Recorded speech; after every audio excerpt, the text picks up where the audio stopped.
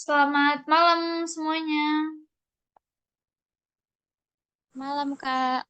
Kak, Jadi kita kembali nih ke kelas parafrase. Ini pertemuan kita yang kedua.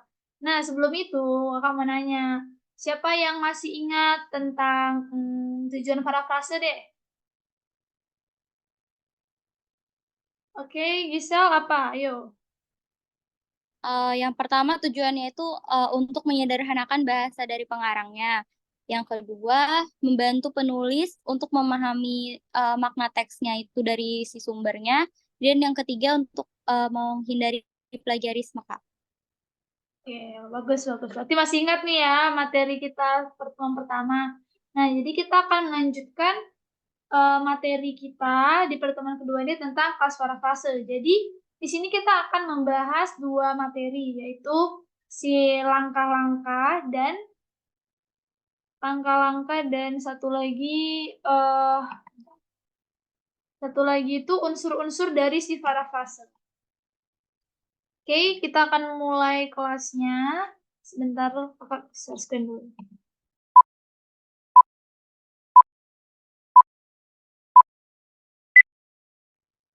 Apakah sudah nampak share screen-nya? sudah Kak.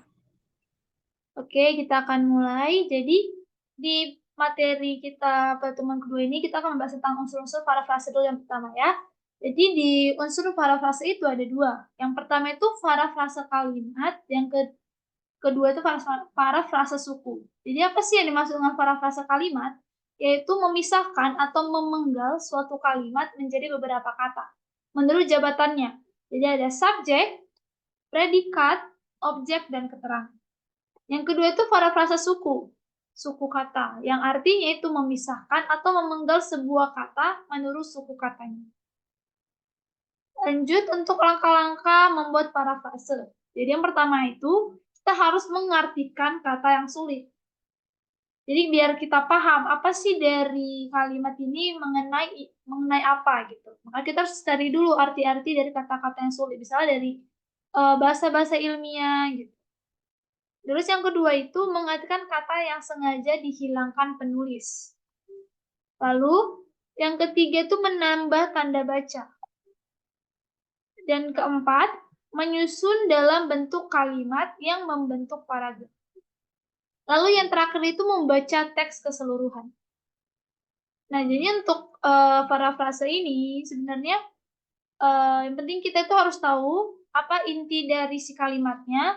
Terus kita kalau memparafrase itu kan ada yang ditambah atau yang dikurangkan. Nah, itu ada kata menambah tanda baca. Biasanya penulisan itu ada juga yang salah. Jadi kayak kita menambahkan komanya atau tanda titiknya atau titik duanya gitu. Baru kita baca deh keseluruhan teksnya apakah sesuai inti dari si yang kita parafrase itu dengan kalimat yang kita mau parafrase. Oke, kita akan ke contohnya. Jadi di sini kakak ambil dari buku bahasa Inggris.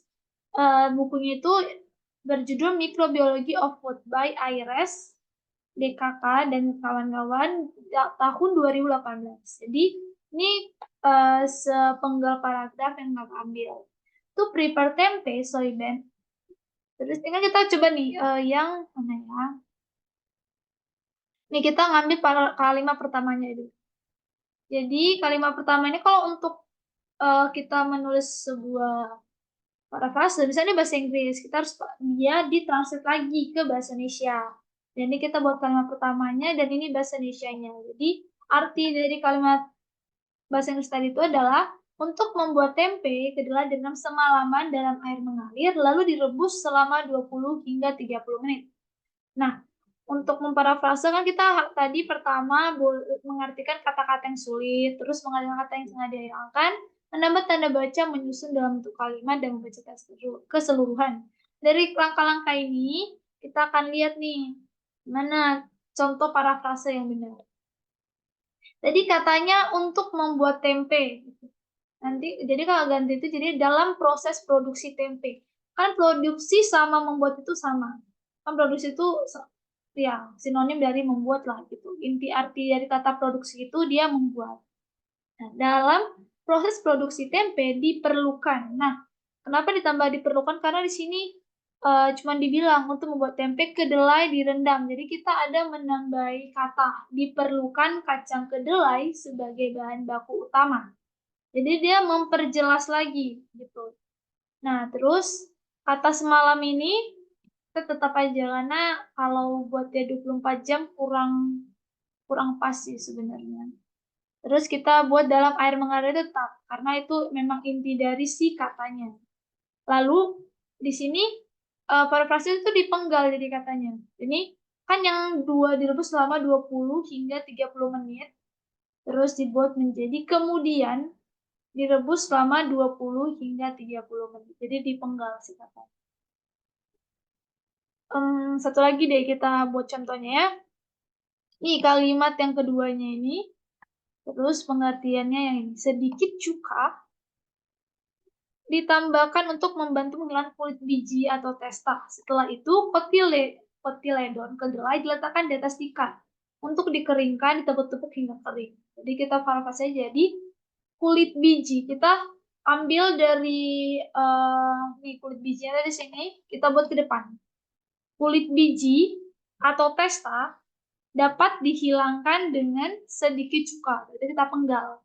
Yang ini yaitu ini kita buat jadi satu kalimat, terus yang kalimat selanjutnya baru kita buat jadinya satu kalimat sebelum itu kita penggal menjadi dua kalimat. Nih, kemudian kotiledon kedelai diletakkan di atas tikar atau ditepuk-tepuk hingga kering. Nah, kira-kira begitu materi kita hari ini. Apakah ada yang ingin bertanya?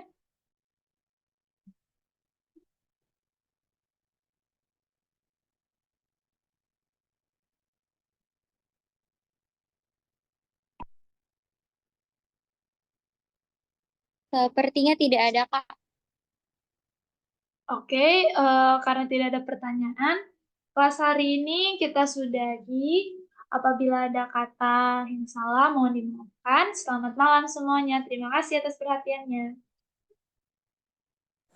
Malam, Kak.